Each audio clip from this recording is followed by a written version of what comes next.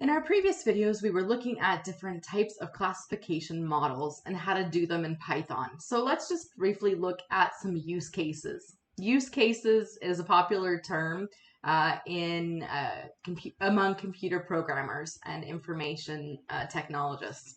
So use cases. When would you actually use these classification algorithms that we've been looking at? Well, one thing you could do is you could look at classifying returns. So studies from MIT show that returns to a store, so if I take back a shirt that I buy, if I take back a blender that I buy, returns cost companies about 3.8% in lost profits. You know, if you have a 5% profit margin and then the returns are costing an extra 3.5%, that really limits how much profit you're actually making. And that's because these items have to be reboxed, restocked, resold. Someone has to assess their ability to be resold, and so on. And it turns out when it comes to returning items, only about 5% of returns are actually due to defective products. So it's costing the company a lot of money. So we can use the classification model to figure out if it is worth having it be accepted for return. So we have labels, return, not return, and we are looking at, can we identify then which variables impact whether that is profitable for us to have it be returned versus not. So if you think, for example, maybe you've bought something at Amazon. Have you ever bought something, gone to return it, and they're like, yeah, don't worry about it. We'll refund you the money, but you don't need to ship us back. I bought a book once, they did that, and I bought a shirt once, and they did that. And that's because the cost to return it, assess it, restock it, it really wasn't worth the price that would paid for it. So we can use this classification models to identify if something is worth accepting as a return or whether we should just tell people to keep it and have just refund them the money, or maybe we just send it directly to waste disposal.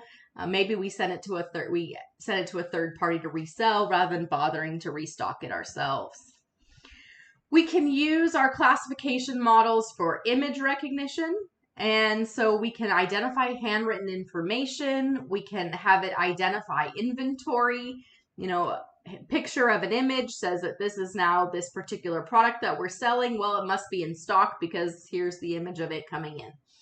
So we can use image recognition to classify things here. That's a multi-label, not just one, not just return, not return, or south, not south we've been looking at, but we can have it be multi-label to identify inventory. And as we were talking earlier in some of our earlier videos about creating a system where we'd identify if meat was fresh or not, we could use our classification model to identify from the picture of the meat whether or not the meat was still fresh. And so this is a picture of meat that I've created in Midjourney. So again, machine learning, AI, and there we're creating images, not just recognizing images. And we'll get to image creation as we talk in later videos about cognitive AI or generative AI as we get to more advanced models. Other things that we can do with our classification models is we can denoise images. So perhaps you have played with Photoshop and it can make the picture sharper, enhance it. And so what we're doing here is we're classifying something as noise or not noise. Is it classifying it as the image or not the image? And so we can then separate out the image from the noise. And we'll look at in a later video how to actually do that.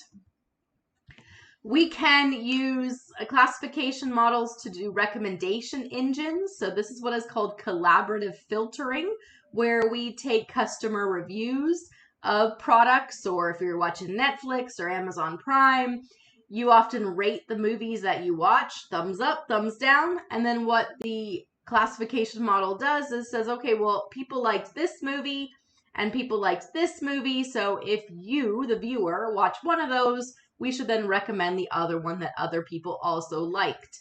And so we are then classifying the movies into what people like. We often see recommendation engines combined in classification and cluster analysis. So we'll talk how cluster analysis works, but there we're finding cohorts of people or events. And so we can say, okay, well, here's the characteristics of the people who liked this particular type of movie, and here's a group of movies that they also liked. So many recommendation engines are a combination of classification models and cluster. If it is simply classification, it is what is called collaborative filtering. And we'll take a look at how to build one of those in a later video. So we'll save those slides for that. All right, other things you can use classification models for is spam detection. We talked about SVM as one of the classification models and how the benefit of it was to identify outliers because you can have a single class. And so you can identify anything that is not part of that class. And so we can use this then to identify, for example, in your email, identify which emails coming in are spam and automatically then move them so you never have to look at them. Or when it comes to text messages, we can block what is detected as spam. So based here, we can do it based on the text language and identify common language and what is consistent with people chatting with people they know, and then everything else is outside of that class. We can also use classification models to do sentiment analysis.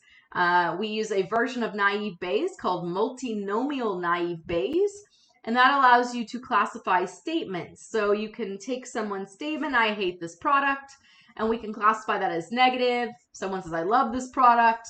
We can classify it as positive. So we can do sentiment analysis, and we use the naive Bayes with it because we are looking at text. And so that allows us to have